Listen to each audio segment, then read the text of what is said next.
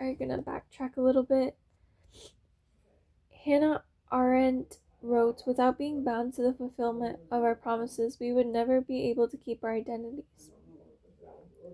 We would be condemned to wander helplessly and without direction in the darkness of each person's lonely heart, caught in its contradictions and equivocalities." Smead uses himself as a case study.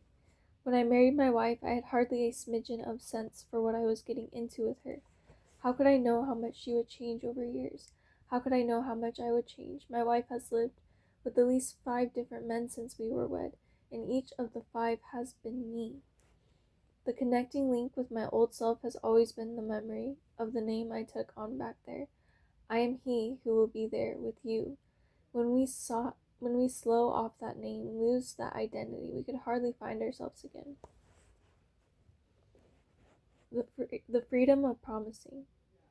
When Auden, Smeeds, and Arendt are claiming is illustrated by painful account written by Wendy Plum of how her marriage disintegrated after she had an affair.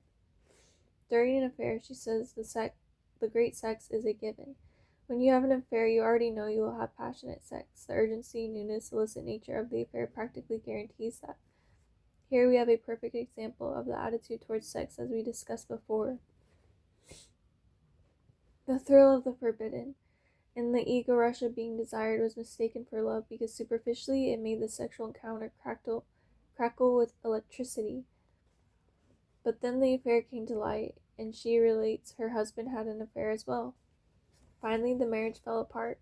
During the telling of the story, Plum looked at her parents. They have this marriage of 50 years behind them, and it is a monument to success.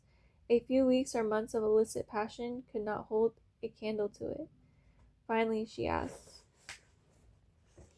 "If you were 75, which would you rather have? Years of a steady, if occasionally strange, devotion, or something that looks a little bit like Iraqi city of Fallujah, cratered with spent artillery?"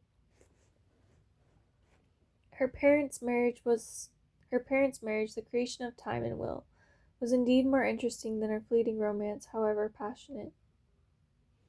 Some of the comments on this article posted the Times website were rather scornful.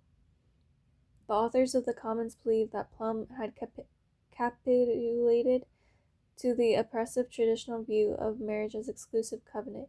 "An affair only possesses the destructiveness of a bomb," one wrote.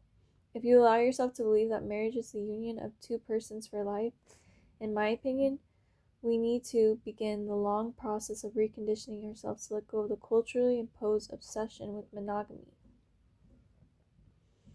Other commenters insisted that striving for permanence through traditional marriage stifles freedom and kills desire.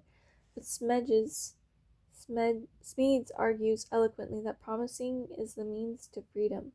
In promising, you limit options now in order to have wonderful, fuller options later. You curb your freedom now, so that you could be free to be there in the future for people who trust you. When you make a promise to someone, both of you know that you are going to be there with and for them. You have created a small sanctuary of trust within the jungle of unpredictability, Smeeds says, going on thusly. "When I make a promise, I bear witness that my future with you is not locked into a bionic beam by which I was struck with the fateful combinations of X's and Y's in the hands I was dealt out of my parents' genetic deck. When I make a promise, I testify that I was not routed along with some alterable itinerary by the psychic conditioning visited on me by my slightly wacky parents.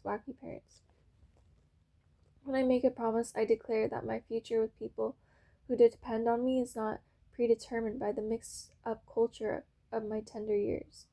I am not fated. I am not determined. I am a lump of human dough whipped into shape by the contingent reinforcement of the aversive conditioning of my past. I know as well as the next person that I cannot create my life with de novo. I am well aware that much of what I am and what I do is a gift or a curse from my past. But when I make promise to anyone, I rise above all the conditioning that limits me. No German shepherd ever promised to be there with me. No home computer ever promised to be a loyal help. Only a person can make a promise, and when he does, he is most free.